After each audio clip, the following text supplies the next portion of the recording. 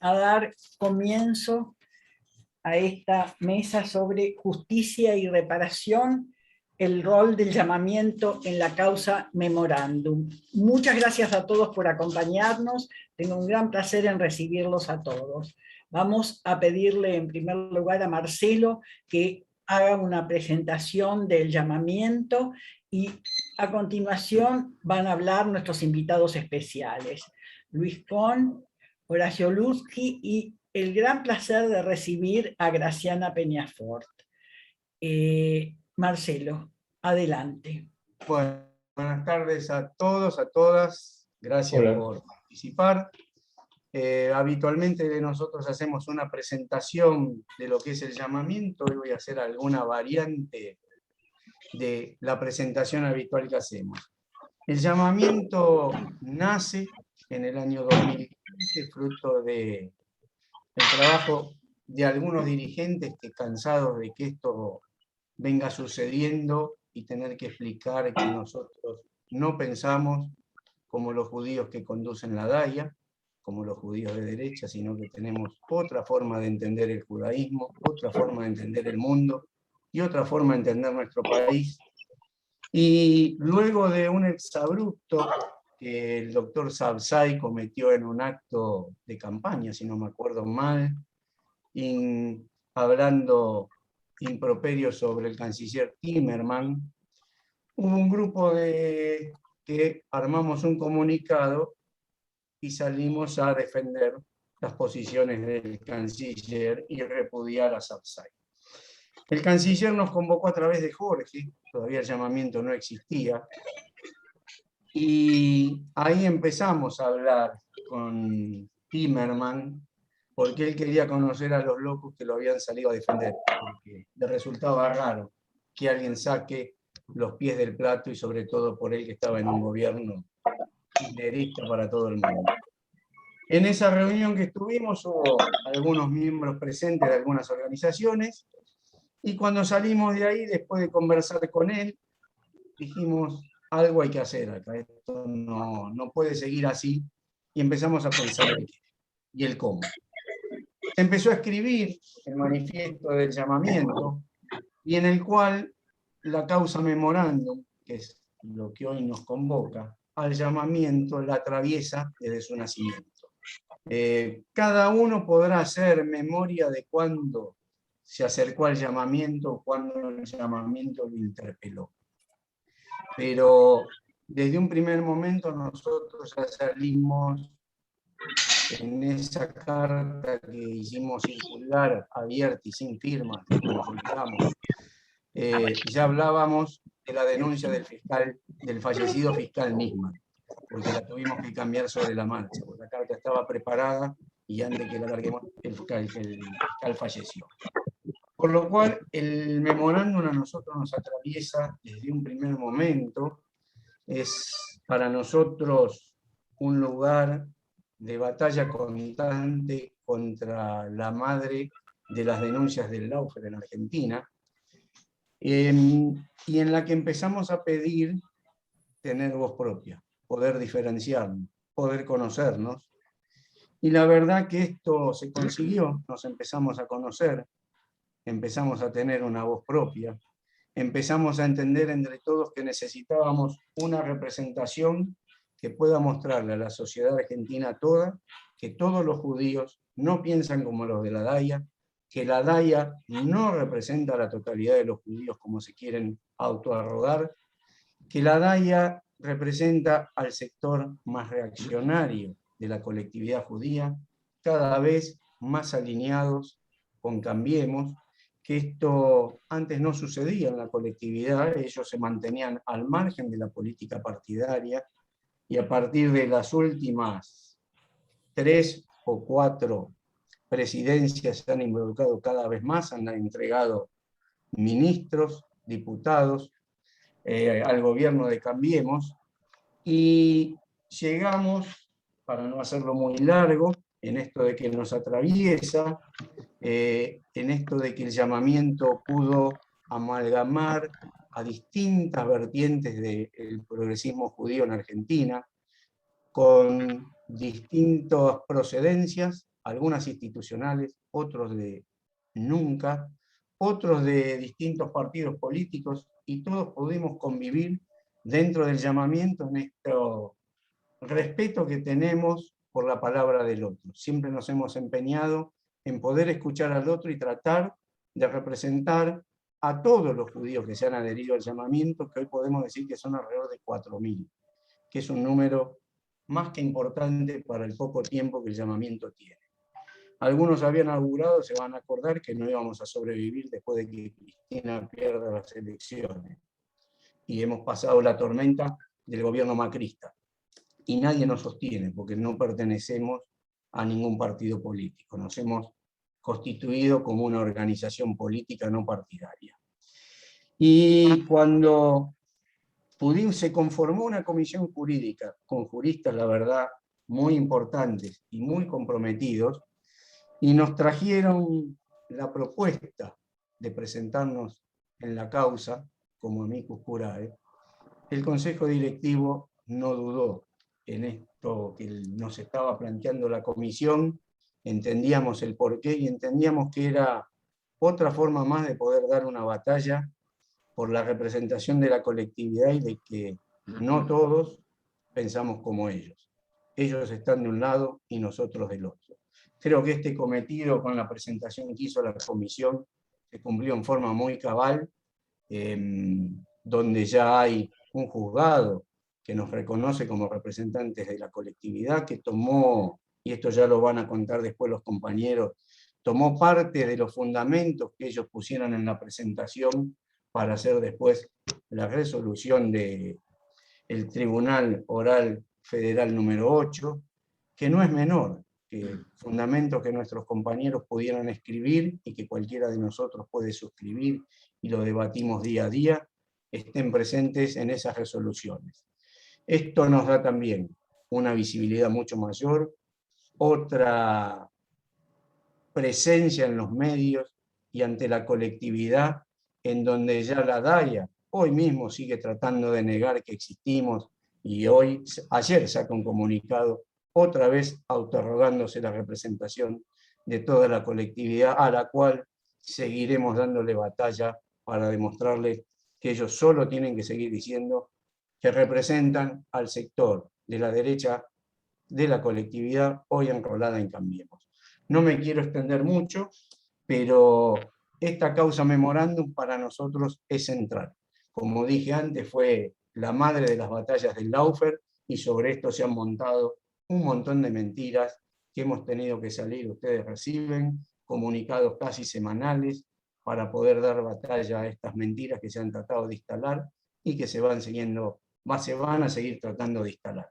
Así que la verdad que la tarea que se realiza, y realizamos todos, no es el Consejo Directivo, sino que el llamamiento somos todos, es muy importante para la sociedad argentina todo, que puedan identificar que pensamos distinto, que como nos definimos como judíos, argentinos, laicos, humanistas, nacional, popular y americanistas, así es como actuamos, así es como pensamos y así es como lo vamos a hacer siempre. Siempre vamos a estar en la misma vereda. Así que muchas gracias y le doy paso a los panelistas, que es a quienes vinieron a escuchar. Muchas gracias, Marcelo. Ahora, antes de escuchar a los panelistas, les voy a decir cómo vamos a organizarnos. Cada uno de los 3 expositores va a tener entre 15 y 20 minutos, llegando a los 20 minutos yo les voy a avisar que les falta poco tiempo, y mientras tanto les pido que a quienes quieran preguntar algo o hacer algún planteo, lo escriban por chat. Yo voy a tratar de organizar las preguntas para que cuando terminen las 3 exposiciones pueda sacarlas al aire y escuchemos las respuestas. En primer lugar, nos va a hablar, el orden va a ser Luis Kohn, Horacio Lupski, y va a cerrar Graciana Peñafort. Así que Luis Kohn es abogado y vicepresidente segundo del Llamamiento Argentino Judío. Es coordinador de la Comisión Jurídica del Llamamiento y junto con el doctor Horacio Lutzky ha representado a la institución en la causa del memorándum. Es secretario de Asuntos Jurídicos del Espacio Participación Popular y ha sido miembro de la Agrupación de Abogados Peronistas. También ha sido defensor de presos políticos en la década del 70 y directivo de la Asociación Gremial de Abogados. Ha sido profesor en la Facultad de Derecho y Ciencias Sociales de la UBA y hoy tenemos el placer de tenerlo con nosotros. Adelante, Luis. Bueno, buenas tardes a todos y a todas. Bueno, como ha comentado en la presentación Marcelo Orenstein, esta mesa se convoca a propósito del fallo del Tribunal Federal en lo Penal número 8, que dictó el sobreseimiento de todos los acusados por la firma del memorándum de entendimiento con Irán. Es decir, yo les quiero contar que nosotros fuimos parte, como se ha explicado, una figura que es, la locución latina es amicus curiae, son amigos del tribunal, y en nombre del llamamiento quisimos estar presentes para que un sector de la colectividad judía que no se siente representado por la DAIA, como se ha relatado en nuestros antecedentes, tenga voz en esa causa. Y así lo hemos hecho en una posición, por supuesto, antagónica y diferente a las acusaciones de DAIA. El fallo es un fallo, para que se den una idea, es un fallo que es muy extenso, tiene más de 365 páginas, muy profundo, muy bien fundado por los tres camaristas, la doctora López Iñiguez, el doctor Daniel Obligado y el doctor Michilini, al punto tal que cada uno desarrolla fundamentos en más de 100 páginas. Yo les cuento esto porque si tuviéramos que analizar este fallo tendríamos que hacer un seminario, no una mesa redonda, un seminario de varios días o semanas, porque realmente es una pieza jurídica que se va a convertir en antológica, porque pone una instancia, un punto de inflexión muy importante en un procedimiento penal que tiene 27 años de vida, o sea, lo que ha pasado desde el atentado hasta la fecha. Entonces, dentro de esa variedad de situaciones que aborda el fallo, yo creo que se puede destacar una que es fundamental, que es que el fallo ha resuelto que la firma del memorándum no es un delito. Es decir, el memorándum de entendimiento con Irán podrá ser una medida discutible políticamente, dentro de las reglas de la diplomacia, de la política exterior y demás, pero está muy lejos de ser un delito, y esta es una noción elemental, que ni siquiera habría que recurrir a un estudiante de derecho para determinar si eso no es un delito. Probablemente cualquier estudiante de instrucción cívica o el sentido común brindaría pautas como para no inferir de la existencia de ese intento de acuerdo un tipo penal o la presencia de un comportamiento delictivo. Ahora, este tipo de cosas ha pasado en la causa AMIA, en las causas AMIA, porque son muchas, a lo largo de más de 2 décadas, como dije. Hay varias situaciones que han convertido a este proceso en un proceso emblemático del lawfare. Hay otros, pero probablemente este sea el buque estrella del lawfare, ¿no?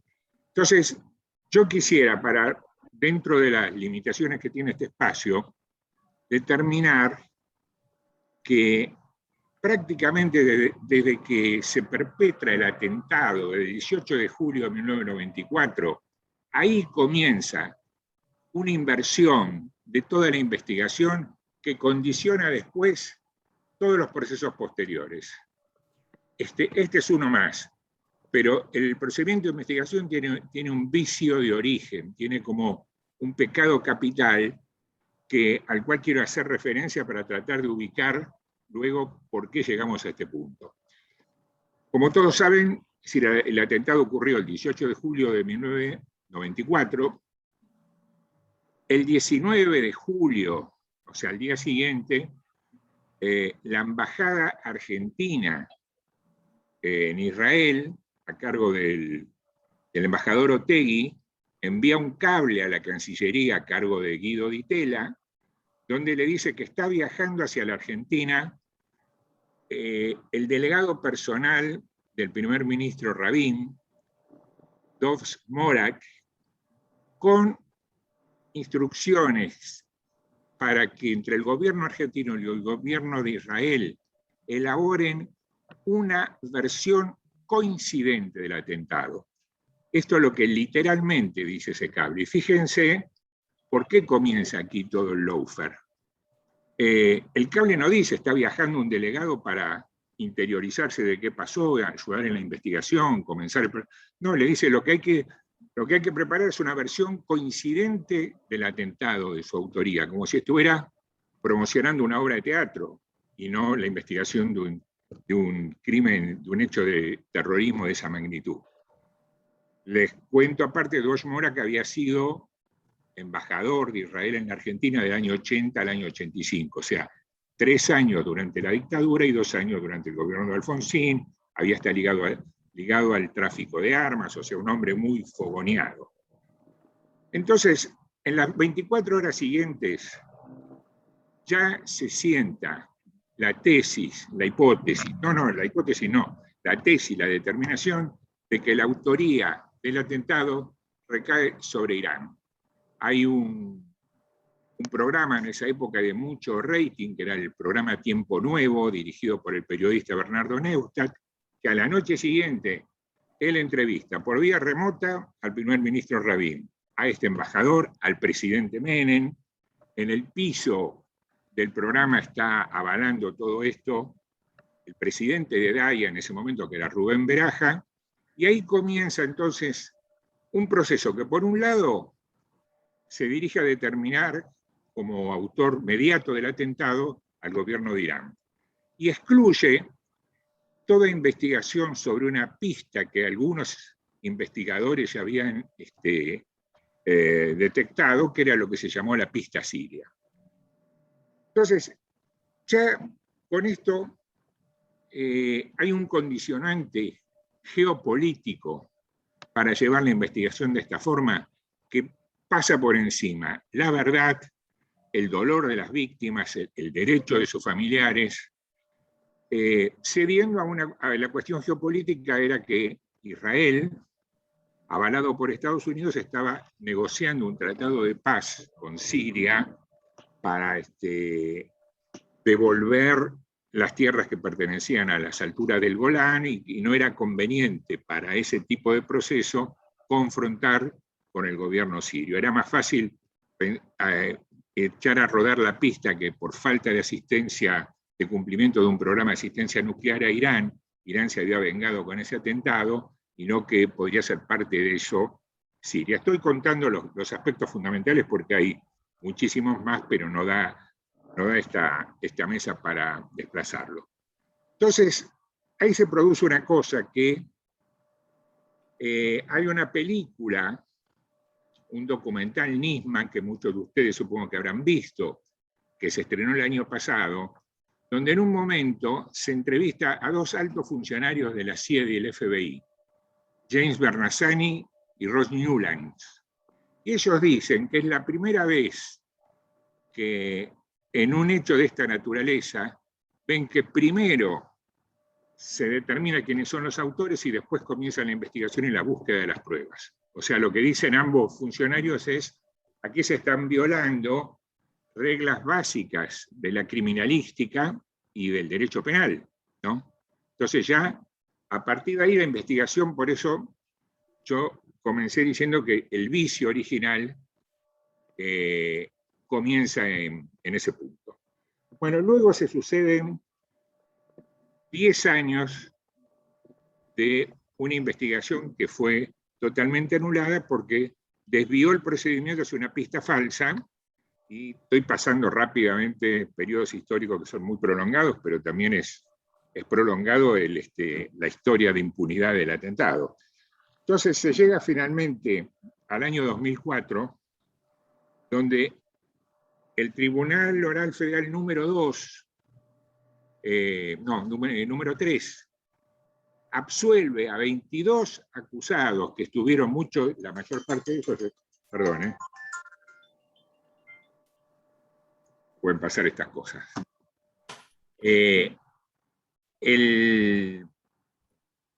Los 22 acusados fueron absueltos, se anuló el proceso, es la famosa banda de los policías, que no eran, por supuesto, ningunos angelitos, pero no tenían nada que ver directamente con el atentado. Tenían que ver con tráfico de automotores robados, algunos por ahí no tenían ni siquiera una irregularidad en su hoja de servicios, fueron todos absueltos. Se anula el proceso, o sea, se pierden 10 años de investigación y comienza un proceso por encubrimiento contra los responsables de haber desviado la investigación. Fundamentalmente se lo remueve y se lo enjuicia al juez Galeano, los fiscales Mullen y Barbacha, al expresidente de la Nación, Carlos Menem, al jefe de la CIDE, Hugo Anzorregui, al presidente de la ARAIA, Rubén Beraja, bueno, y otros involucrados. Es un proceso que todavía está pendiente, no se ha llegado a una sentencia final en ese proceso. Y por otro lado, se nombra un nuevo juez, esto pasa a ser, el proceso queda en manos del doctor Canicova Corral, los fiscales Mullen y Barbacha, como ya dije, habían sido removidos, y el único fiscal que queda es Nisman, que en las últimas etapas no había participado de la misma tarea procesal que desarrollaron Mullen y Barbacha, porque si no Nisman también hubiera sido removido. Entonces, Nisman es puesto al frente de una unidad fiscal especial que crea el presidente Kirchner, y ahí comienza entonces una nueva investigación. Esta investigación, este curso, digamos, del procedimiento, determina que en el año 2006 se libre una orden de captura se pida primero la indagatoria de 9 a 12 funcionarios, muy altos funcionarios del gobierno iraní, el expresidente Rafsanjani, el jefe de la Guardia Militar, de servicios muy importantes de la Cancillería iraní, con una acusación que estaba basada en versiones que tenía Nisman de disidentes del gobierno iraní que estaban en el exterior, por el cual había indicios de que en agosto del año 1993, o sea, un año antes del atentado, en la ciudad de Mayuar, una ciudad que está fuera de Teherán, se había producido una reunión de altos dignatarios del gobierno para planear este atentado. Bueno, nada más que con esa hipótesis, Canicova Corral ordena primero la extradición para poder indagar a estos acusados, y se entra en un conflicto diplomático muy grave con Irán, porque por un lado Irán niega estas responsabilidades, denuncia esto como una fábula, como insostenible todo esto que estaba planteando en esa acusación de Nisman, pero aparte se ampara en una decisión legislativa de Irán, por la cual no extradita a sus nacionales. Es decir, yo les aclaro que Irán es un estado teocrático, tiene a la ayatolá como autoridad civil y religiosa más importante, pero tiene también, o sea, un poder legislativo, un poder judicial y un poder ejecutivo. Sobre esa base ellos dicen, nosotros no extraditamos nacionales. Entonces se crea una colisión muy fuerte, porque la Argentina tampoco podía hacer el juicio en ausencia. Entonces se abre un proceso, yo estoy resumiendo mucho, como se imaginarán, porque pasaron, hay otras variables que se podrían apuntar, pero no da esta charla para introducirse en muchos detalles. Se abre un proceso que tiene un curso así.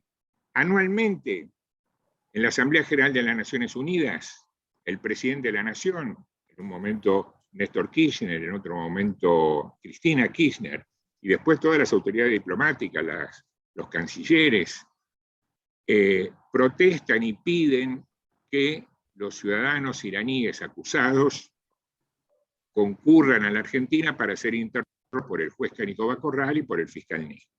Y los iraníes se niegan.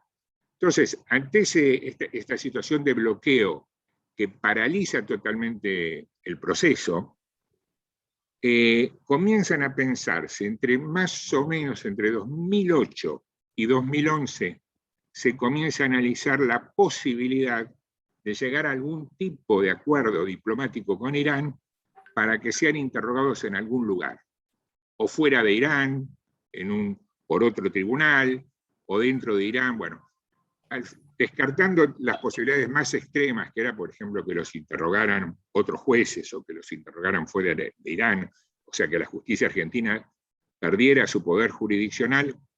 Al final se llega a lo que fue lo más aproximado al memorándum, que fue que podían viajar a Teherán el fiscal y el juez para interrogar en territorio iraní a todos estos acusados.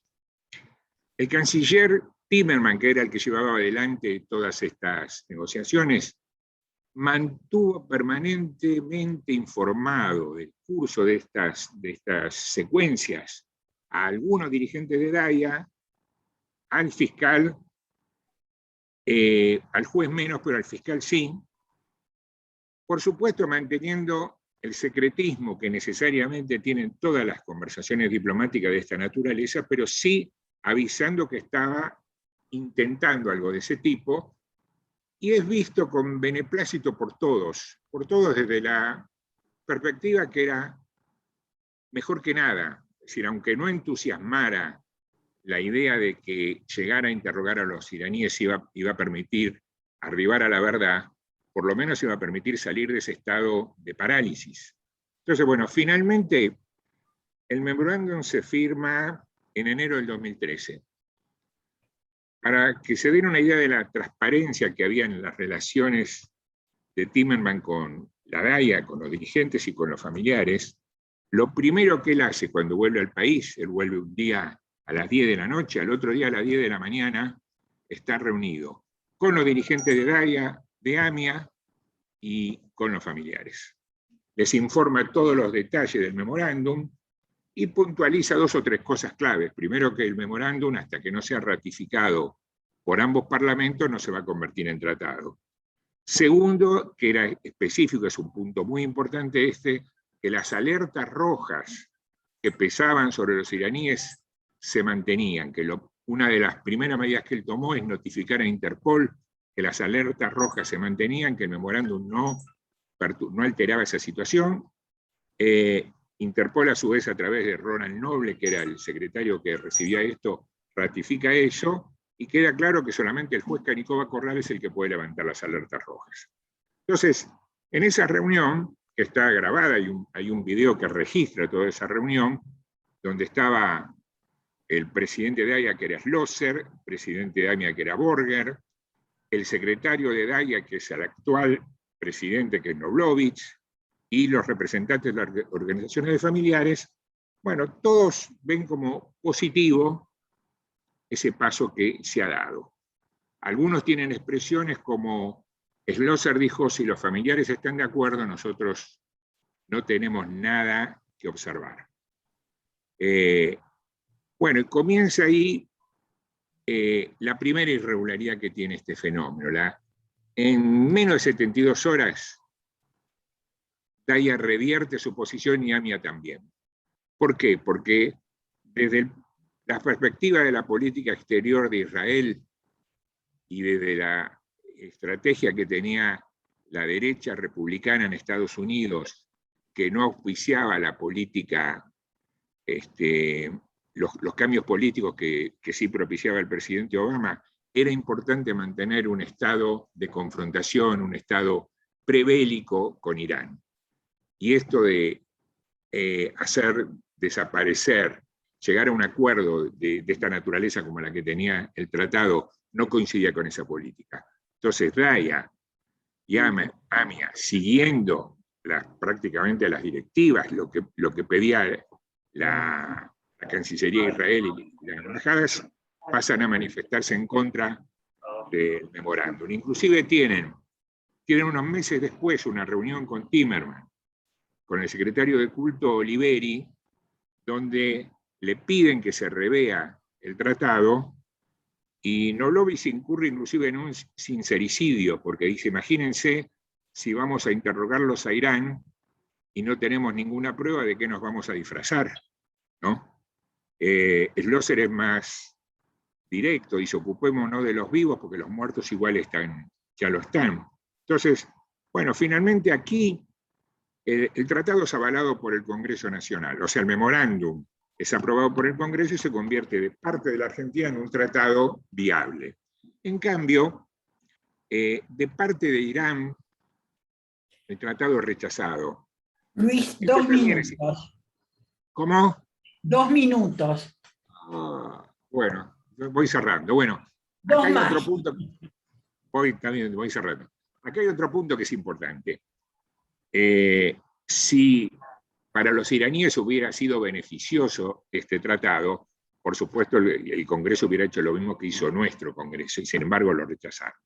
Bueno, acá se cumplió una etapa que mis compañeros podrán desplegar mucha información que complementa esto que acabo de desarrollar. Pero en este punto llegamos a lo que es el antecedente directo de esta causa que hoy ha motivado la intervención del llamamiento y el fallo del Tribunal Federal número 8, que es la denuncia de Nisman en enero del 2015, donde denuncia el tratado como un delito.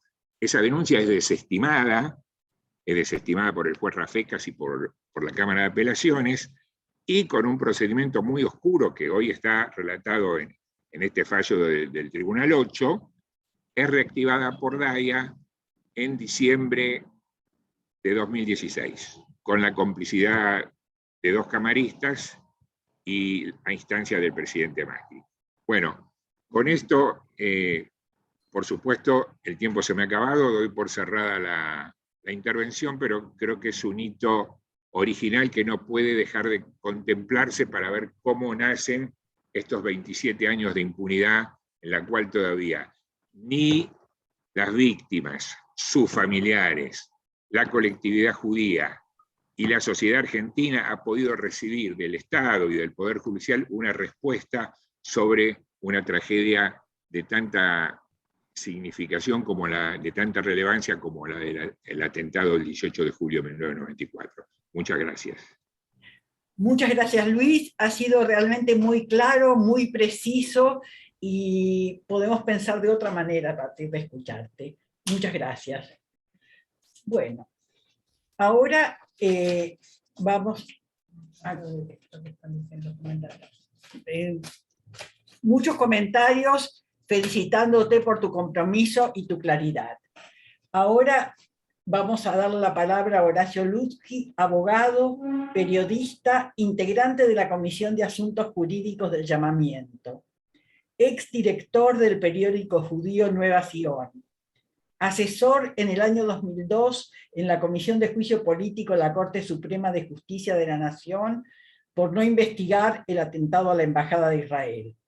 Autor de 4 libros vinculados a la temática de los atentados y su encubrimiento. Causa AMIA, la deuda interna del 2003.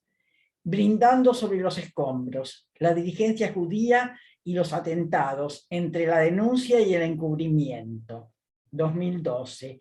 Yossi, el espía arrepentido, en coautoría con Miriam Lewin, y la explosión del 2017.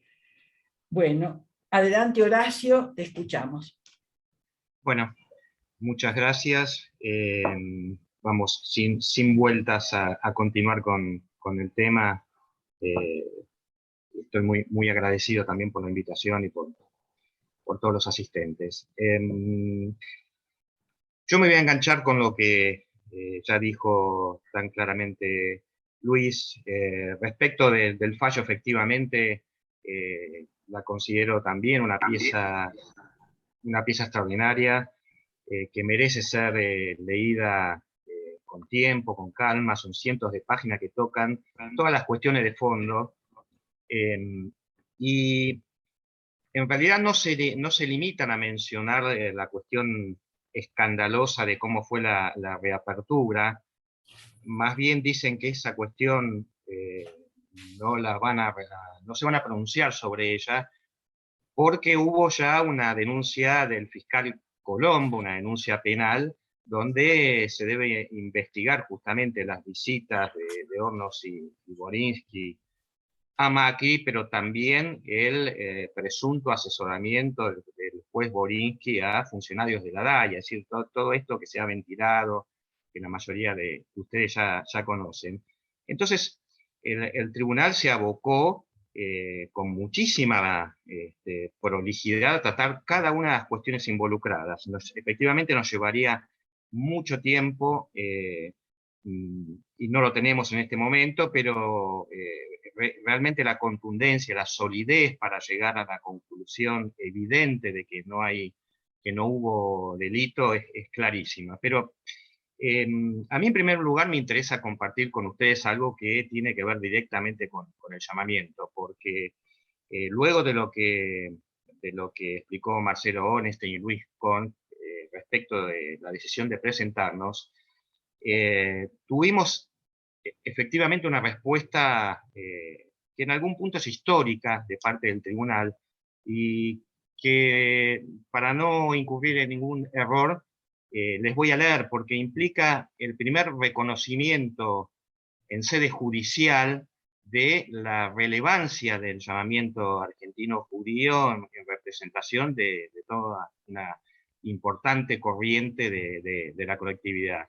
El tribunal, a nuestra presentación, a lo cual me voy a referir brevemente después, expresó, en virtud de que los nombrados han fundamentado su interés legítimo para participar en este incidente en nombre y representación de una asociación civil sin fines de lucro, cuyo estatuto constitutivo expresa en su artículo 3 que su objeto social está conformado por, comillas, bregar por la vigencia de los derechos humanos universales, la paz, la libertad, la democracia y la búsqueda de memoria, verdad y justicia, así como continuar la indeclinable lucha contra todas formas de fascismo, racismo y específicamente el antisemitismo, como contra cualquier otra forma de discriminación y xenofobia.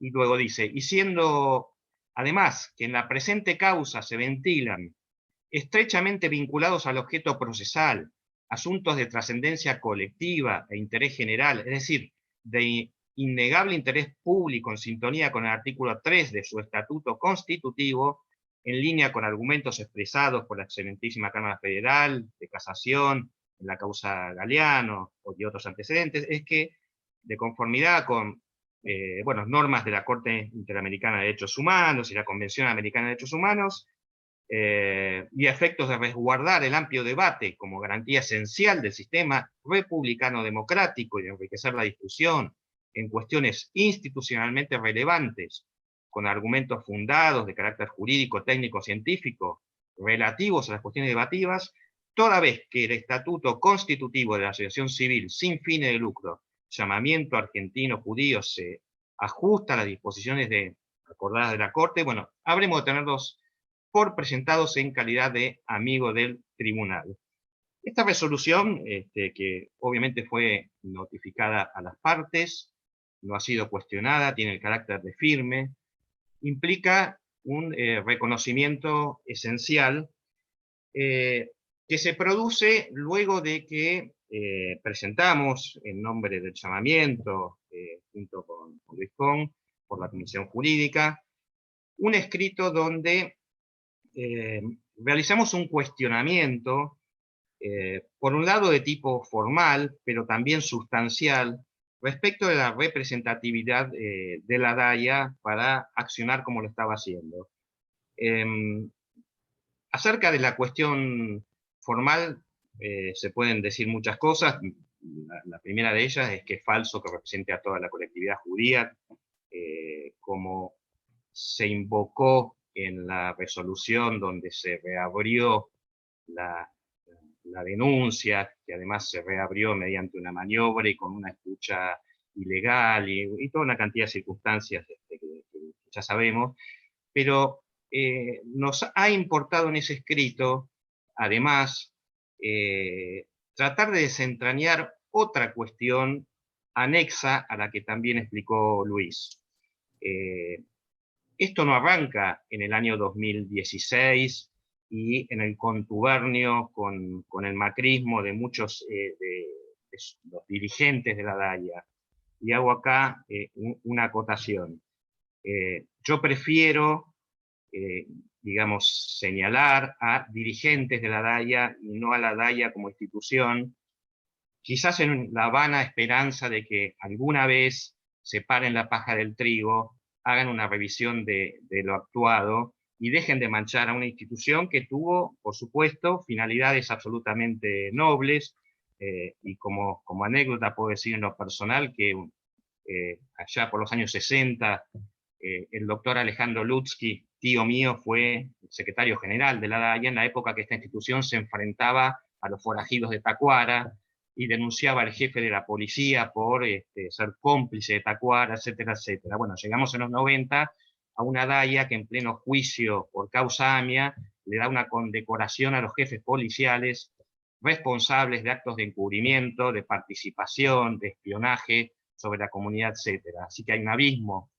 entre una actuación y otra. Entonces, bueno, preferentemente voy a hablar de una dirigencia que ha traicionado los, digamos, valores que justificaron su creación. Y hemos dado cuenta que es un escándalo moral que la DAIA pretenda ser acusadora por encubrimiento cuando hay sobrados elementos que indican que la DAIA fue una pata esencial del verdadero encubrimiento. Y esto no es una cuestión para muchos de nosotros novedosa. Tengo que hacer una referencia autorreferencial, pero en este caso lo personal es político. Y tengo que citar un libro escrito, publicado en el año 2012, que es Brindando sobre los escombros, la dirigencia judía, entre la denuncia y el encubrimiento, era el título, y fue anterior a la denuncia de Nisman, pero ya estaba todo prefigurado allí. Es un libro enteramente dedicado a denunciar esta participación indispensable en lo que fue el verdadero encubrimiento. Y libro que fue ofrecido como prueba por la querella de memoria activa, también por el Ministerio de Justicia, y que evidencia que al momento en que surge la cuestión del memorándum, la DAIA, además de una articulación política que permitió a muchos de sus dirigentes saltar a la política nacional, convertirse en diputados, en funcionarios, etc., además tenía un interés personal en sustituir el verdadero encubrimiento de los 90 por este falso encubrimiento. Si ustedes en general a un público no informado hacen un relevamiento, una encuesta, y le preguntan qué es el encubrimiento, le van a hablar de la fantochada del memorándum de entendimiento con Irán. Ahora, yo les pregunto en general, ¿están informados, sabían que este año, en el 2021, la Comisión Interamericana de Derechos Humanos se pronunció sobre el encubrimiento del atentado a la AMIA? Sobre el verdadero encubrimiento. Seguramente no lo están porque los medios hegemónicos, sin los cuales el lawfare no sería posible, no lo han cubierto, no lo han difundido, pese a la gravedad del tema. El 26 de marzo del 2021, la Comisión Interamericana de Derechos Humanos, que estudió profusamente la causa y que también tuvo un delegado, un observador en el juicio que mencionó Luis Com, en el juicio contra falsos acusados, que tuvo lugar entre el 2001 y el 2004, donde se terminaron todos absueltos, Yeldin, los policías, etc. Juicio escandaloso que tuvo lugar a partir del pago de una coima de $400.000 a Yeldin para comprarle una declaración falsa con la cual desviar la investigación. Circunstancia que la DAIA conocía, silenció y avaló. Bueno, la Comisión Interamericana de Derechos Humanos, al hablar de encubrimiento, no habla de ningún memorándum. Dijo lo siguiente, y lo pueden buscar en la página de la Comisión, con fecha 26 de marzo del 2021, que la conducta de las autoridades a cargo de la investigación, especialmente en las diligencias iniciales, y aquellas a cargo del Juzgado Federal número 9, en vez de impulsar seriamente la investigación y la sanción de los responsables, incurrió en serias falencias, irregularidades y desvío deliberado en la investigación por más de 8 años. La prosecución de una hipótesis acusatoria fabricada por funcionarios estatales solo fue posible a partir de una actuación carente de imparcialidad por parte del juez a cargo de la instrucción y se convirtió en un factor que ocasionó que no se investigaran las verdaderas causas del atentado y todas las responsabilidades involucradas. La comisión concluyó que estas conductas y omisiones representan actos de encubrimiento deliberado y constituyen la principal razón por la cual el atentado permanece impune a la fecha. Pero no es solo la comisión, como dijo Luis, el Tribunal Oral Penal 2, en febrero del 2019, condenó con penas bajas, con omisiones cuestionables, pero de una manera que ya no se podía ocultar, al juez Galeano, al jefe de los servicios de inteligencia, los fiscales Müller y Barbacha, y declaró que esos actos de encubrimiento deliberado constituyen crímenes de lesa graves violaciones a los derechos humanos, es decir, actos perpetrados por agentes estatales. Ahora, ¿qué hizo la DAIA inmediatamente después que este tribunal declaró lo que ya era inocultable? Actos gravísimos, quiero decir, nos estamos refiriendo, para decirlo muy apretadamente, al pago de una coima de más de $400.000 a un preso para comprarle una declaración, con la cual se desvió la causa 9 años y se tapó la llamada pista siria, que es pista siria, Policía Federal, entorno de Meren, tiene varios componentes, pero es la pata local, ¿sí? La pista local. Bueno, todo eso se lo tapó de este modo, pero además destruyendo grabaciones, o sea, a partir del 1 de agosto del 94 está absolutamente documentado el desvío de la causa en una forma absolutamente coordenada, se pararon allanamientos, se destruyeron cassettes de grabaciones, pero también se destruyeron las desgrabaciones que había tanto en la CIDE como en la Policía Federal, se apretó a testigos, se eliminaron pruebas, es decir, una cosa increíble, y por supuesto, como bien se dijo recién, ahí fue un verdadero laboratorio de ensayos de Lawfare. Está todo lo que vino después. El invento de hipótesis, la eliminación de otras, la persecución, el direccionamiento. Bueno, ¿qué dijo la DAIA cuando el Tribunal Federal número 2, que no es un tribunal de justicia legítima, no es como si esto fuera un pecado aparte, pero no es un tribunal militante, un tribunal bastante moderado, pero que ante la gravedad de las evidencias condenó a alguno de los autores de estos escandalosos actos? La DAIA protestó. La DAIA, en primer lugar, festejó que por ahora haya sido absuelto su ex titular, Rubén Beraja. Y dice, en una decisión que demuestra que la dirigencia comunitaria actuó sujeta a derecho, impulsando la investigación para llegar a la verdad. Bueno, hasta ahí podríamos decir, la institución prefiere, por un espíritu de cuerpo, no revisar la actuación de esa dirigencia de los años 90, comprometida además por cuestiones vinculadas al Banco Mayo, etcétera. Han pasado otras dirigencias, pero siguen respaldando a la dirigencia verajista. Hasta ahí podría tener una lógica repudiable, pero lógica al fin. Pero luego agregaron en este comunicado del año 2019, y cito, a su vez manifiestan su disconformidad por las penas relacionadas con los delitos de peculado y privación ilegítima de la libertad que el tribunal le atribuyó al ex juez Juan José Galeano, por considerar que no fueron probados durante el juicio. A pesar de las acusaciones que se han escuchado, el proceso judicial no ha brindado sustento fáctico probatorio a esa visión conspirativa. Vuelvo a decir, este comunicado no lo firma la defensa del destituido juez Galeano, de Anzoregui, de todos los que destruyeron la causa AMIA. Lo firmó la DAIA. La DAIA que acusa y que ayer se reunió para sostener una apelación y seguir hablando en nombre de la justicia, de las víctimas, de los muertos de Daña. Pero esto no queda ahí. Los que señalaron el carácter cómplice con el encubrimiento que se hizo en esas semanas del año 1994 y en meses después y en esos años, no el que se hizo 25 años después supuestamente. Es ahí donde dejaron los dedos.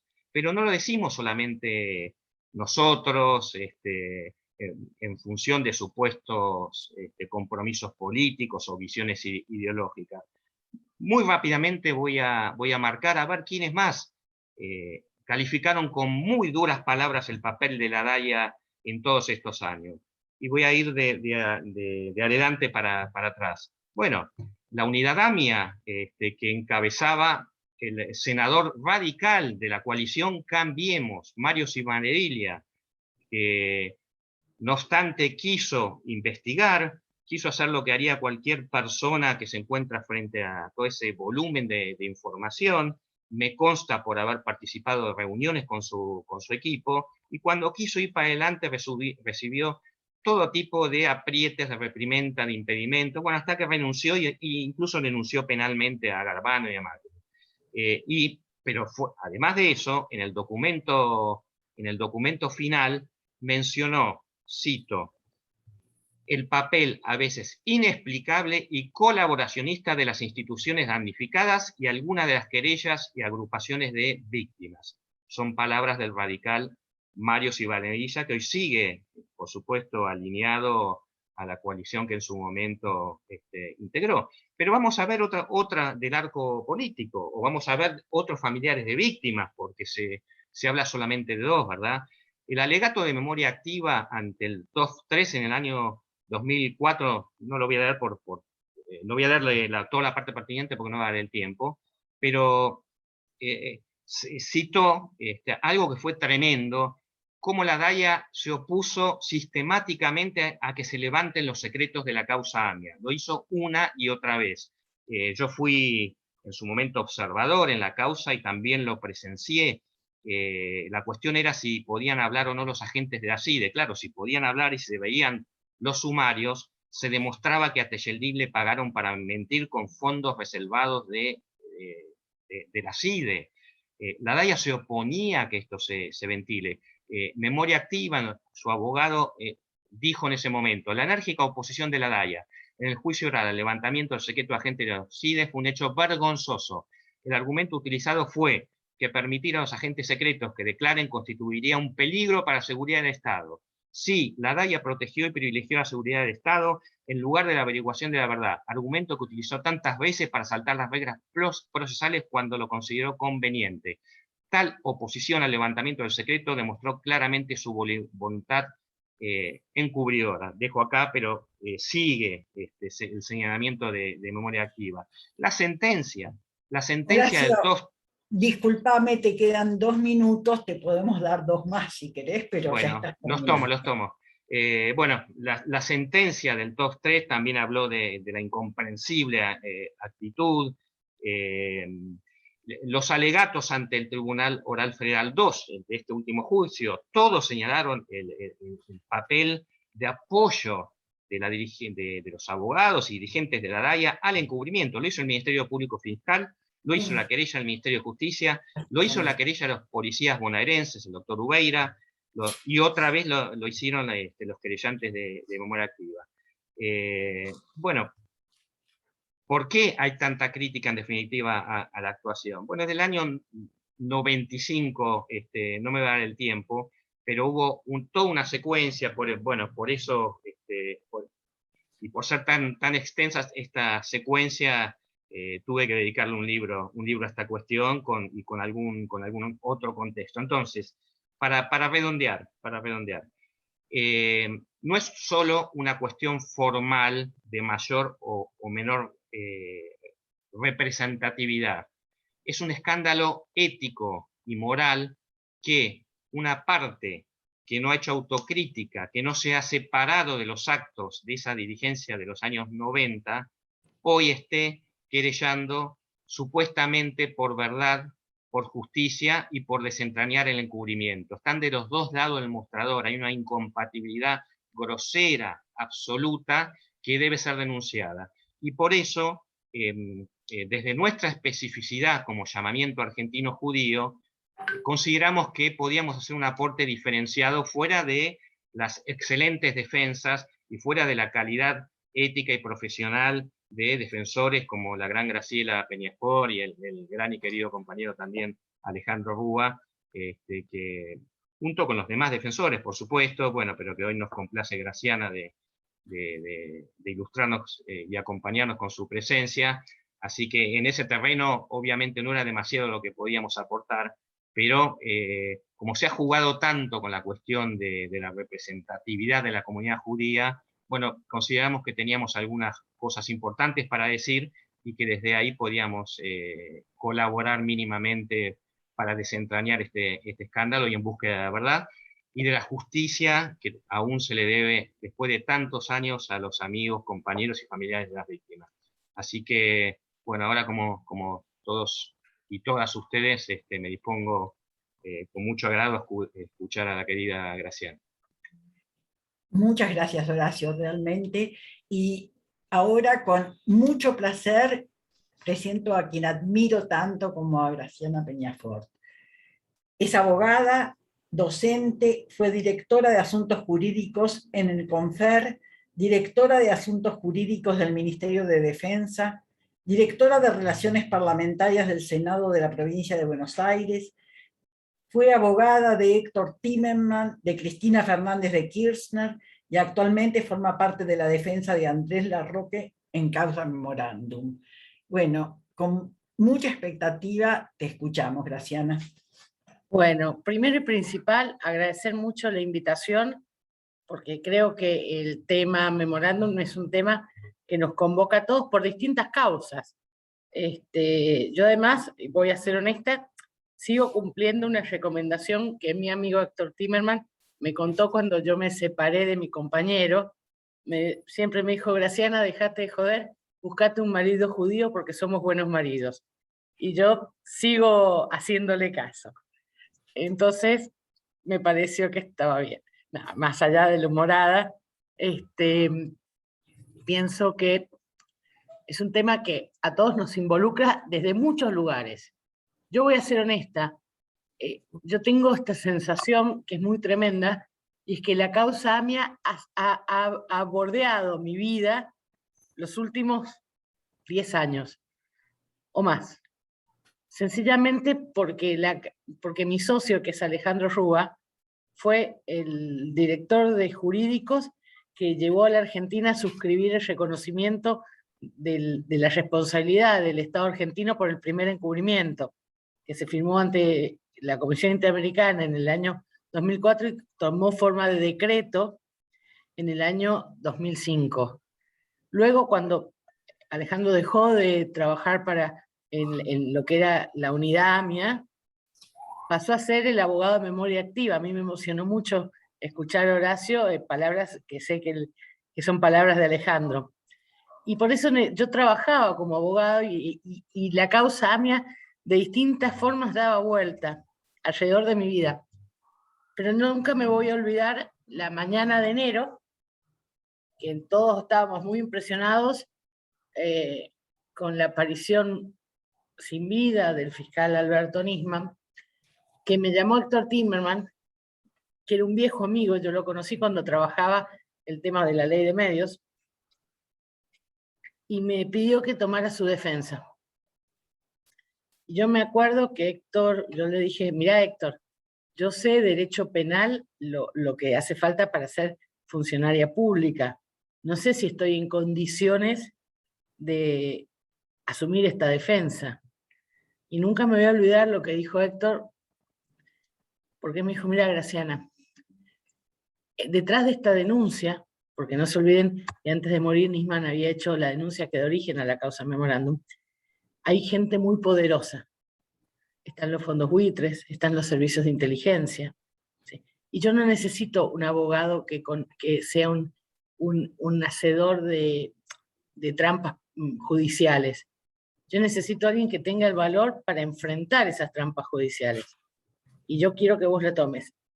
Y yo voy a ser honesta, a mí me dio un enorme vértigo, y entonces hice lo único que podía hacer en ese momento, le dije, yo la tomo si la tomo con Alejandro Rúa, que conoce a la perfección la causa AMIA. Porque yo, más allá de lo que he escuchado a lo largo de los años en nuestro estudio, necesito a alguien que conozca en profundidad esa causa para poder afrontar un encubrimiento en esa causa. Y entonces Héctor me dijo que sí. Y yo no tenía idea de lo que estaba diciendo que sí. La verdad es que yo estaba pensando muy en lógica de abogada, que era una defensa ortodoxa, común. De hecho, me acuerdo cuando Héctor me hablaba de los fondos buitres, los servicios de inteligencia, a mí lo de los servicios me parecía verosímil, porque sabía por Alejandro que los servicios de inteligencia siempre habían bordeado o rodeado la causa AMIA. Los fondos buitres, me acuerdo, le dije, ¿no te parece demasiado? Me acuerdo, le dije, ¿no te parece un planteo un poco paranoico? Me dijo, ya vas a ver. Y la verdad es que rápidamente eso que Héctor me había anunciado, que eran los enemigos, los vimos en acción. Es decir, lo vimos en acción de todas maneras, porque está claro, yo vi cómo la causa tomó un volumen político que era injustificado en una causa que yo no dejo nunca de recordar, cuya denuncia fue presentada por el fiscal sin acompañar las pruebas. Porque cuando Nisman hace la denuncia que da origen a memorándum, Servini de Cubría no abre la feria porque le dice, señor fiscal, usted hizo una denuncia grave, pero no acompañó ninguna de las pruebas de esa denuncia.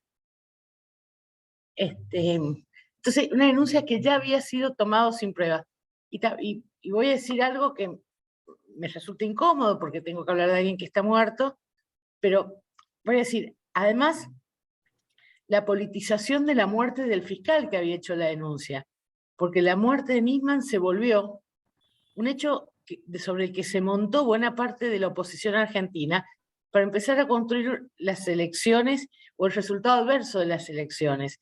Yo siempre digo, aquel día de enero comenzó la campaña política en la Argentina. Y era muy impresionante, y las cosas que vimos a lo largo del tiempo sobre las dos causas, es decir, yo lo vi con memorándum y lo fui siguiendo con la muerte de Nisman. Yo me acuerdo mi estupor cuando salió en Clarín el resultado de una pericia que no había empezado a hacerse. Clarín anunciaba que la muerte que el personal forense de la justicia había determinado había sido suicidio. Clarín anunció que la nueva pericia iba a dar que había sido homicidio, con un detalle temporal. Aquella nota de Blanc se escribió antes que la pericia siquiera iniciara. También me impresionó mucho ver cómo funcionaba el poder. Yo recuerdo claramente una de las primeras presentaciones que hicimos en la defensa de Héctor Timerman, acompañando la documentación que el secretario general de Interpol, cuando la firma del memorándum, había enviado, señalando que la Argentina jamás había dejado de reclamar por la vigencia de las alertas rojas, y que a falta de dudas lo había documentado, y había obtenido una respuesta en ese sentido de Interpol. Y nosotros le pedíamos al juez que llamara a declarar a Ronald Noble, por una sencilla razón. Ronald Noble, cada vez que tenía un micrófono enfrente, decía esto mismo. Me acuerdo que incluso Ronald Noble le pidió a la justicia que lo llamaran a declarar. Ni la Cámara Penal, ni el juez de instrucción lo llamaron a declarar. Recuerdo con toda claridad lo que dijo Bonadío, que esa medida se podía tomar durante el juicio oral.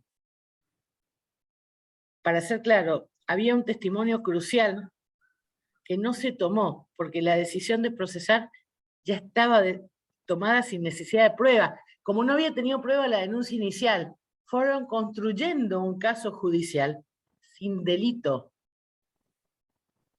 y sin prueba. Y rechazaron la prueba que ofrecía la defensa y construyeron prueba falsa, además, completamente falsa. Recuerdo con toda claridad que en lugar de comunicarse con Interpol Internacional, que es quien debe expedirse sobre la vigencia de las alertas rojas, y que finalmente lo hizo el año pasado, hablaron con el personal de la Policía Federal, que dependía entonces de Patricia Bullrich, y fue quien dijo que tal vez el memorándum ponía en peligro las alertas rojas. Pero no era Interpol, era un policía federal que contestaba una orden que le habían dado de cómo responder. Y era muy impresionante. Déjenme decirles que desde la lógica del abogado, todo lo que yo sé de derecho se volvió mentira en esta causa. Sin contar los costos enormes que tuvo en lo personal. Y digo, creo que está claro que la mayor víctima fue Héctor Timerman, pero que hubo muchas personas que por esta causa estuvieron presas. Y voy a decir lo tremendo, además. Al mismo momento que se dictaban esos procesamientos con prisiones preventivas, en la Argentina se estaba juzgando el primer encubrimiento. Ninguno de los que estaban en la causa del primer encubrimiento estaban presos. Es decir, había una causa por la misma, o sea, por el mismo motivo, y el tratamiento siempre fue desigual. Yo nunca me voy a olvidar cosas. Miren, yo estos días me acuerdo de lo que pasó cuando Bonadío, que no podía entender en esa causa, y lo explicamos 1000 veces, porque Bonadío había sido apartado de la causa del encubrimiento por encubrir a los encubridores. Y había sido apartado en términos durísimos. Y sin embargo quedó en manos de Bonadío esa causa. Y yo nunca me voy a olvidar que cuando dictan esos procesamientos, Héctor Timerman ya estaba enfermo. Y nosotros ya habíamos denunciado ante la justicia que estaba enfermo. Y yo fui personalmente a explicarle a los jueces que sabía que había una decisión política de procesarlo, pero que por favor no lo pusieran en prisión domiciliaria, porque ni en la Argentina permiten entrar detenidos, ni en Estados Unidos iba a permitir entrar a un señor detenido. Eso va a afectar, y su tratamiento era un tratamiento experimental que se hacía en Estados Unidos, y no les importó. Lo condenaron a muerte, porque sabían perfectamente las consecuencias de lo que estaban haciendo. Y al mismo tiempo, nosotros veíamos cómo la presión sobre los resultados, miren, a mí me da un poco de estupor cuando leo, perdónenme, es una posición personal, cuando leo que el abogado del expresidente Macri dice que creemos que el procesamiento de Macri por Ara San Juan nos va a hacer ganar las elecciones. Yo primero no sé si lo van a procesar. Lo que sí sé, porque lo leo en el Código Procesal, es que si estás llamado a indagatoria tenés que concurrir. No, que anden bien, cuídense. Pero además, nunca me voy a olvidar que cuando avanzaba memorándum,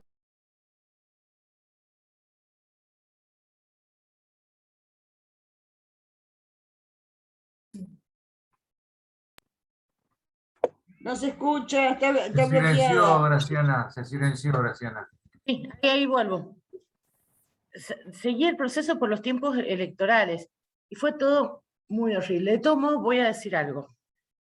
Finalmente Interpol, finalmente un tribunal como el Tribunal Oral número 8, hizo la consulta que correspondía a Interpol.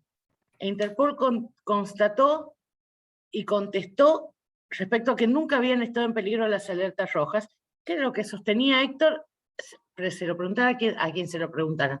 Pero voy a hacer un apartado especial para decir un problema que teníamos quienes éramos abogados en estas causas.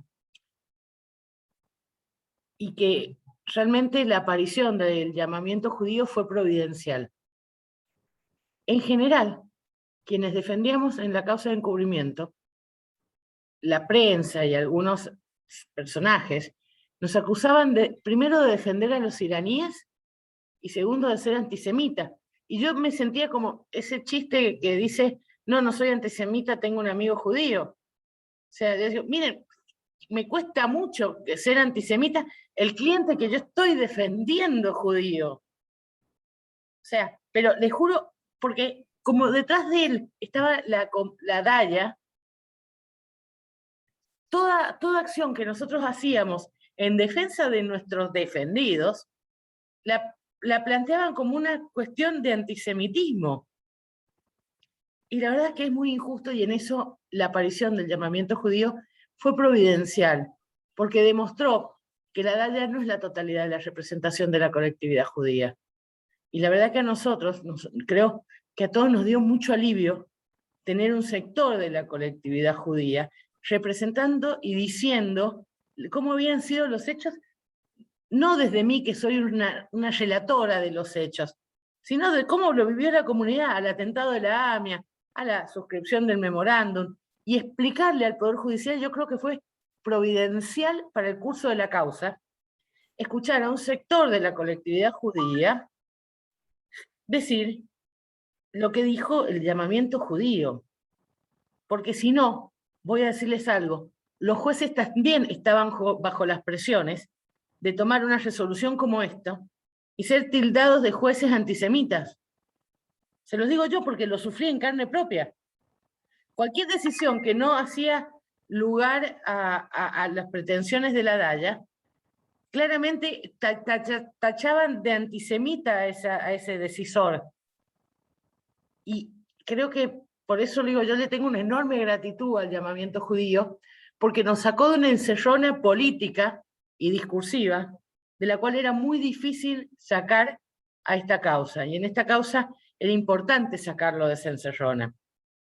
Para mí, voy a ser honesta, lo agradecí mucho, y no solo me tranquilizó en lo personal, sino que me tranquilizó de cara a lo que había que decidir, porque sé que el llamamiento judío, con su presencia y con su aporte concreto que lo hizo, le quitó el peso a los jueces de tomar una decisión que fuera tachada antisemita.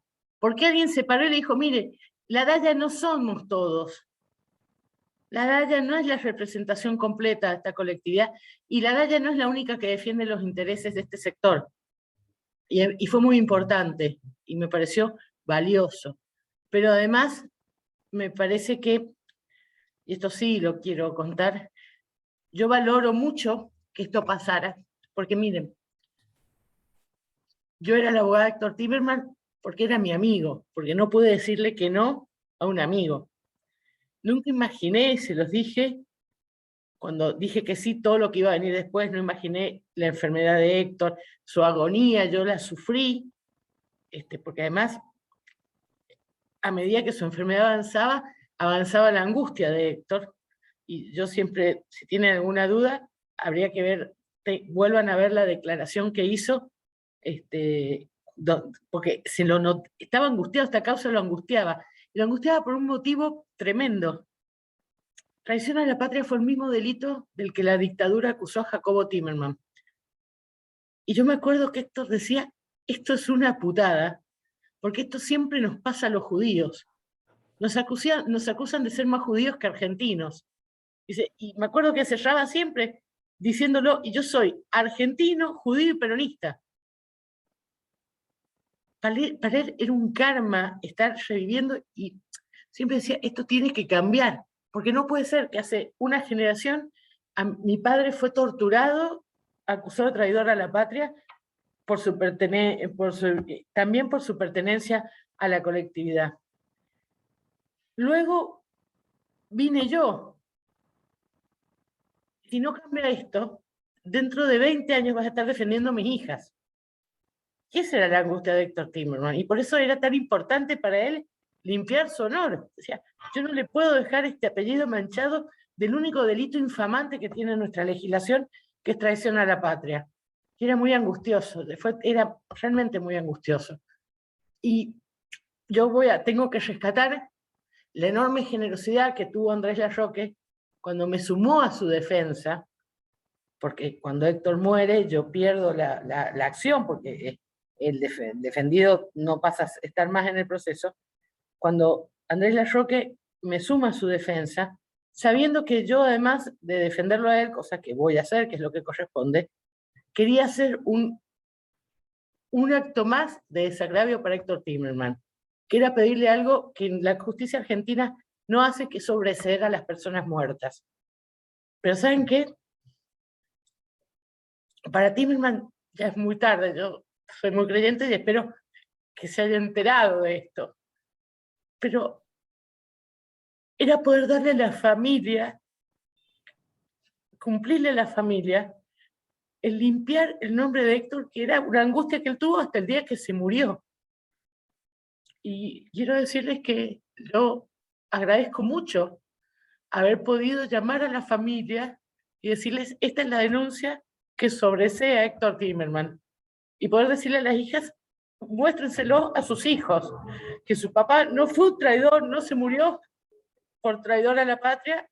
Y a mí me conmovió mucho la reacción de las hijas, de Javier Timerman, su hermano, de la esposa, que tuvieron que atravesar este calvario y esperar que la justicia tuviera un poquito de humanidad, la humanidad que no tuvo con Héctor en vida. Y yo voy a decir lo que yo pienso.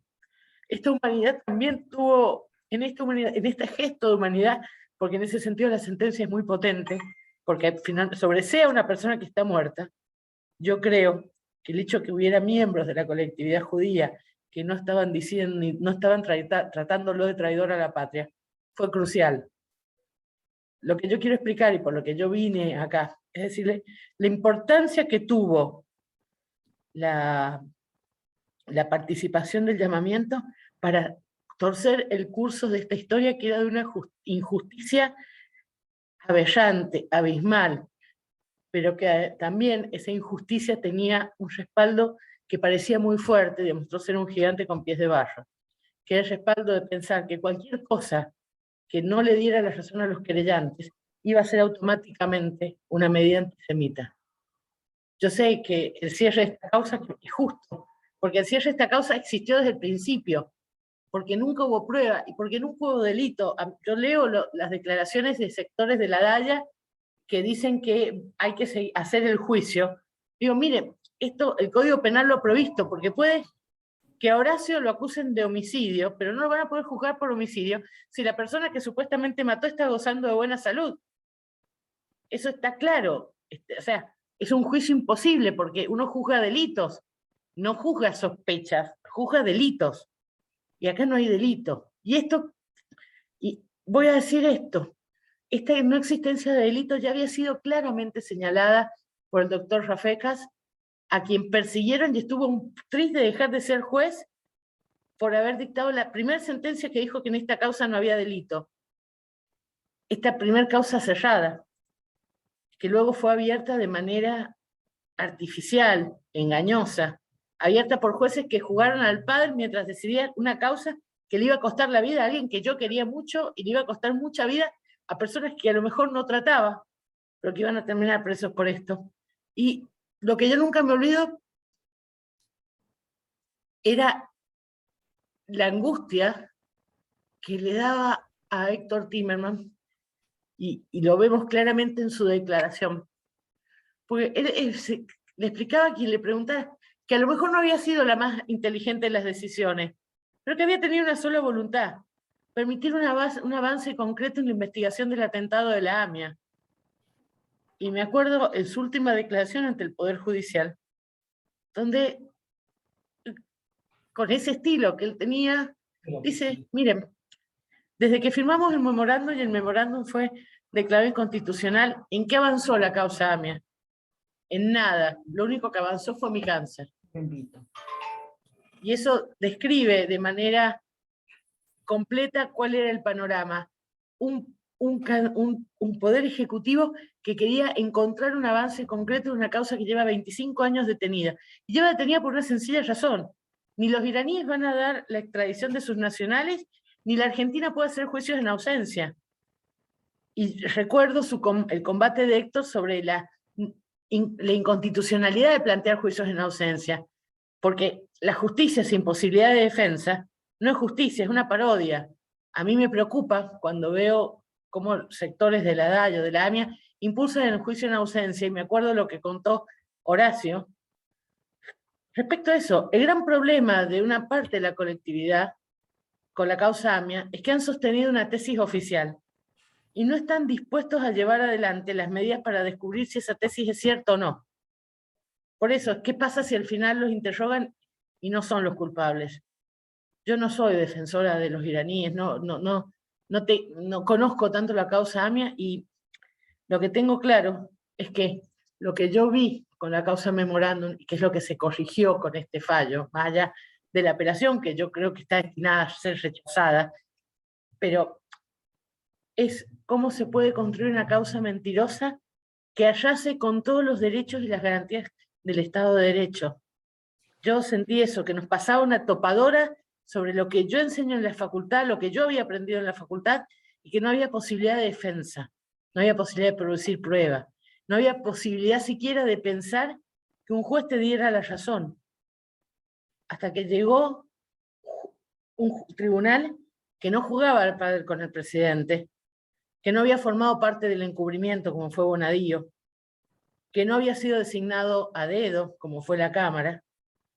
O sea, un tribunal con al menos una apariencia de independencia. Y cuando vio los papeles, dijo lo que veníamos diciendo desde el principio, que en esa causa no había... ¿Perdón? Graciana, con mucho esfuerzo te tengo que pedir que vayas redondeando. Voy redondeando. Digo, era sencillamente eso, decir lo que era obvio. No había delito, y no había delito por 3 motivos. Primero, porque las cuestiones políticas, como la firma, como la declaración de guerra, son cuestiones que no son sometidas al control de la justicia.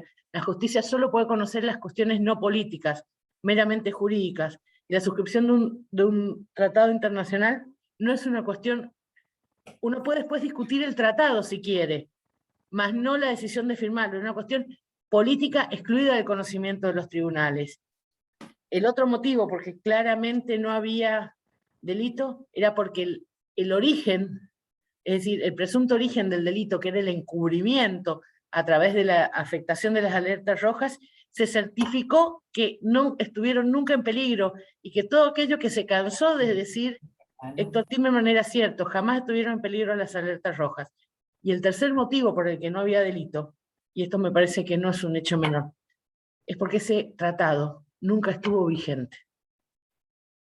Es decir, ese tratado no tuvo efectos para...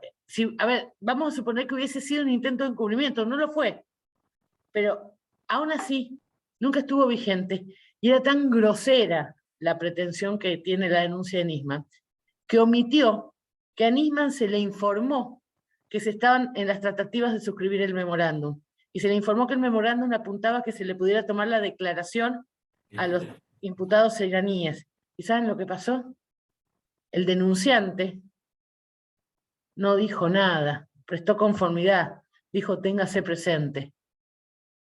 Toda la causa memorándum es un enorme testimonio de cómo el Poder Judicial puede torcer los márgenes del derecho, los márgenes de la prueba, los márgenes de la inocencia, y sobre todo puede torcer los márgenes del Estado democrático de derecho al negarle a las personas las más mínimas garantías.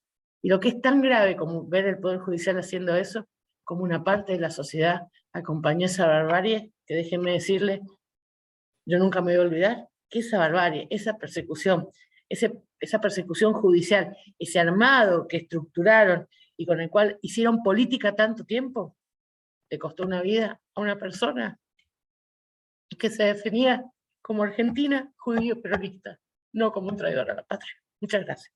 Gracias. Muchísimas gracias, Graciana. Muchísimas gracias por tu emoción. Muchísimas gracias por hacernos participar de todo aquello, de mucho de lo que vos dijiste que no conocíamos, o por lo menos muchos de nosotros no conocíamos, y yo esperaba que fuera magnífica tu participación y que nos conmoviera. Fue mucho más que eso. Así que, y además, en nombre de Llamamiento, te agradezco especialmente el reconocimiento que has hecho a nuestra participación y nuestra intervención. No, pero es que yo pienso eso, Leonor. O sea, yo creo que cambió el tribunal, y también la aparición del Llamamiento permitió cambiar la perspectiva, porque si no, éramos todos un montón de personas que afectábamos con nuestras defensas lo que decía la Daya. Y era un Nos peso, da un- también era un peso para el juzgador. Sí, el que tenía que decidir sabía que sí. Mire, lo cuento corto. Cuando la Daya presentó sus poderes, yo me acuerdo que esos poderes no eran válidos para ser querellantes. Y nunca me voy a olvidar, y tal vez Horacio se acuerde, el día que salimos, nosotros fuimos a una audiencia, ¿sí?, que esos poderes no eran válidos, y en la salida de la audiencia había un montón de personas que nos dijeron eso, que éramos unos antisemitas por estar cuestionando los poderes que había presentado la Daya. Imagínense si yo como una oscura abogada sentía eso, imagínense cómo se sentían los jueces. Fue muy importante que tenía el llamamiento judío, fue muy importante. Bueno, Graciana, realmente no tengo cómo expresarte la emoción y la enorme satisfacción que siento. Quiero decirles que han llegado muchísimas felicitaciones, muchísimos aplausos, muchísimos agradecimientos y que sabemos que nos está acompañando Javier Timerman. Antes de pasar a las preguntas que hicieron, que son, en resumidas, son 2 o 3, porque la idea que flota entre todos es siempre la misma, quiero pedirle a Javier Timerman que nos hable. Bueno, gracias. No, es difícil hablar después de Graciana, así que voy a tratar de hacer el esfuerzo. Pero voy a decir 2 cositas porque que me vienen a la mente, algunas anécdotas. Cuando a mi padre lo detienen en el año 77, nosotros buscamos ayuda entre la gente que más o menos conocíamos y dábamos por hecho que la DAIA nos iba a ayudar porque mi padre era una persona que siempre había estado involucrado en las causas judías, defendiendo al Estado de Israel, luchando contra los antisemitas que había en todos los gobiernos que hubo en la Argentina, poniendo el cuerpo, siempre, siempre, siempre con un grado de coraje que era llamativo. Y también porque el presidente de la DAIA de ese momento, Resniski, era amigo de mi padre de la juventud, como muchos de los dirigentes judíos de esa época. Y al principio, cuando lo detienen a mi padre, Resniski nos pasa algo de información, le pide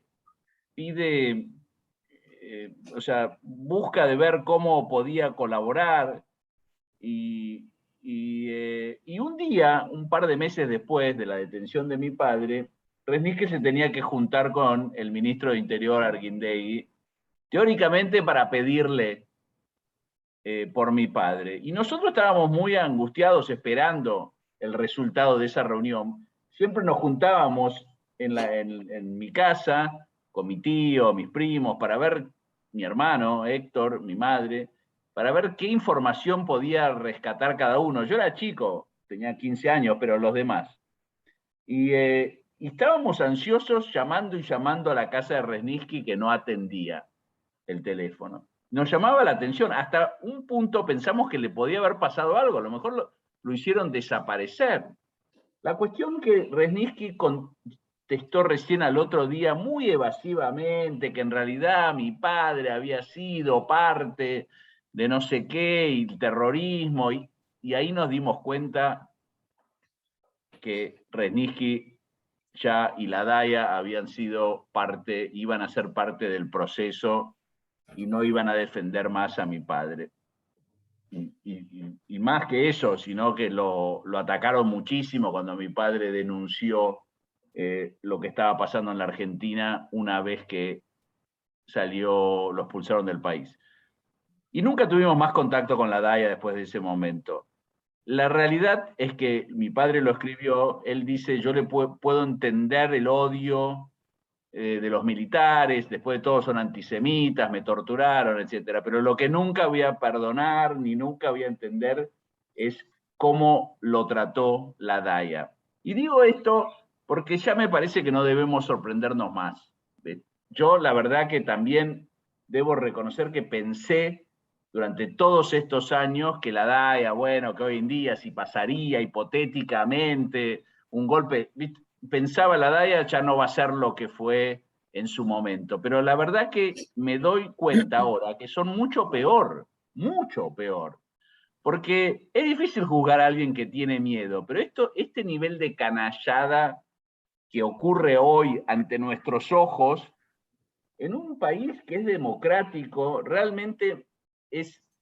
Por eso me parece que concuerdo con Graciana que el llamamiento es muy importante potenciar esto y dejar y tratar de encontrar la forma de que esto empiece a institucionalizarse cada vez más.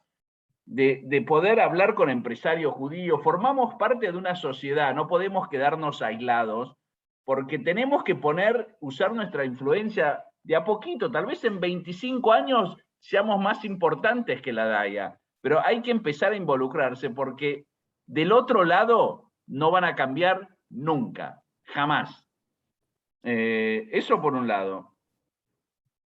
Por el otro lado, yo escuchaba a Graciana, a los demás que hablan y escucho, y es una causa que ya obviamente conozco. A mí me sorprende muchísimo, muchísimo lo poco que se sabe sobre esto en la sociedad. Uno para a alguien en la calle, no en la calle, pero cualquier político, uno le dice, señor, ¿usted sabe lo que es el memorándum? No saben. Dice, no, bueno, es un intento de encubrir, pero ¿de qué forma? Y bueno, estaban negociando con los iraníes para levantar las alertas rojas. Cualquier cosa pueden decir. Entonces, nosotros tenemos que tratar de que esto tan simple que no hubo delito, no hubo un encubrimiento, el memorándum era un tratado judicial para avanzar la causa, sea más difundido entre los políticos, los dirigentes, los empresarios. El otro día hablé con una persona que es miembro del comité de la DAIA y me dijo, che, escribime un par de bullets porque no sé. Él quería tratar de ayudar. Dice, no sé, explícame. Realmente hay un nivel de ignorancia entre la clase política y eso es nuestra responsabilidad, tratar de educar, debate más debate más debate. Y yo creo que las personas de nuestro sector o que están de acuerdo con nosotros, cuando van a los programas de televisión, tienen que buscar la forma de debatir y preguntar, señores, ¿usted sabe lo que es el memorándum? Porque realmente si no queda una discusión entre nosotros diciendo no somos traidores a la patria y ellos diciendo trataron y la verdad que la verdad no se sabe. Y por último, mi última reflexión, lo dijo Graciana y para mí es muy importante. Todo esto no hubiese pasado sin el silencio de una gran cantidad de gente, de una gran cantidad de la sociedad. Esto pasaba mientras la sociedad vivía con normalidad, que a una persona de bien, que todo el mundo conocía, porque mi hermano no vino de Marte, sino era una persona que tuvo una actuación en la Argentina desde los 22 años, una persona que fundó organizaciones de derechos humanos en el mundo, que hizo un montón de cosas, que lo conocían, y él murió, murió condenado, o sea, murió acusado de traición a la patria, se lo condenó a muerte en un país que no tiene pena de muerte, y a nadie le pasó por la cabeza decir, che, esto es demasiado, porque el silencio de la sociedad es lo que permitió que esto ocurriera. Y realmente hay que difundir y difundir para que no vuelva a pasar, porque es parte de nuestra tarea, me parece, el trabajo de convencer hacia afuera, no solamente hacia adentro. Así que yo voy a seguir tratando de buscar justicia y me parece que todos tenemos que pensar cómo potenciar el llamamiento, porque del otro lado jamás vamos a encontrar ni justicia, ni ética, ni nada. Es realmente una asquerosidad lo que pasa en la comunidad judía argentina. Gracias por darme esta oportunidad de compartir Gracias. todo. Gracias a vos. Y voy a resumir prácticamente en muy pocas palabras cuáles son las inquietudes que me transmitieron y cuáles son las preguntas. La pregunta más fuerte es la que acabamos de escuchar. ¿Cómo podemos hacer para difundir más, para que estas verdades de Apuño se sepan y se difundan? Y creo que es una respuesta que tenemos que elaborar y llevar adelante entre todos, pero tal vez alguno de los panelistas quiera decirnos algo más preciso con la sabiduría con la que expusieron. ¿Puedo? Sí, Un podés. segundo. Sí. Yo creo que hay que contar.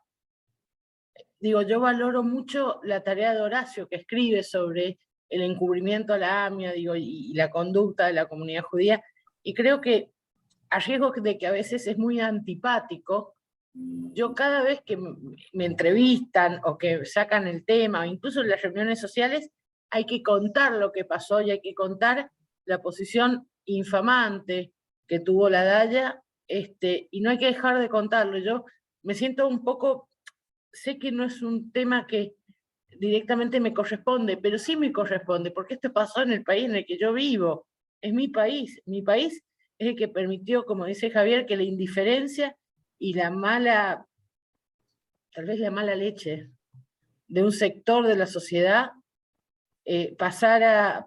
permitió que esto pasara. Yo creo que hay que contar, creo que hay que explicar claramente qué era el memorándum, porque la gente no sabe, hay que reiterar que Interpol, es decir, que créanme, no es una organización kirchnerista, estableció que nunca habían estado en riesgo las alertas rojas, y cómo el desconocimiento de estos hechos llevaron a la muerte y a la prisión a un montón de personas. Y también hay que explicar que por mucho que detestemos a alguien, las garantías de los argentinos no puede ser una decisión política, tiene que ser algo digno de respeto. Así que no importa lo que te digan los titulares de los medios, no importa lo que te diga la gente en la calle, hay que pelear para que esas garantías se respeten, porque en este caso no se respetaron y fue muy triste su resultado. Pero yo les puedo contar, cuando en la Argentina no se respetaron absolutamente para nadie, nos dejó 30.000 desaparecidos. Esta fue una reedición de la misma crueldad que tuvo la dictadura. Gracias, muchas gracias nuevamente, Graciana.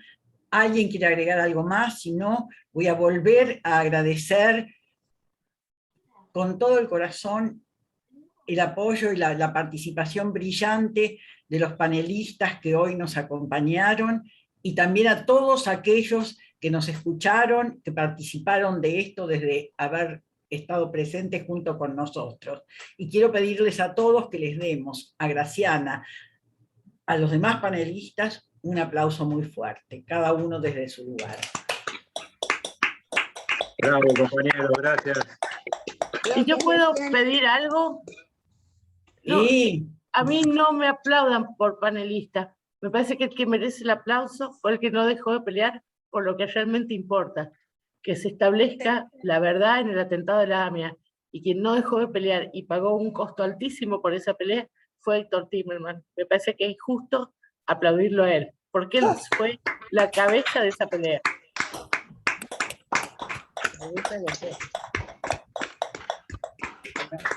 Sería, muchas gracias a todos, y vamos a dar por concluido el encuentro. Gracias. Gracias. Muchas gracias. Gracias a todos. Gracias. Gracias a todos. Gracias a todos. Gracias, Luis. Gracias a todos. Javier, Luis, Gracias, Graciana. compañero. Te amo. Excelente. Gracias. Los queremos mucho. Sí, gracias, realmente conmovedor.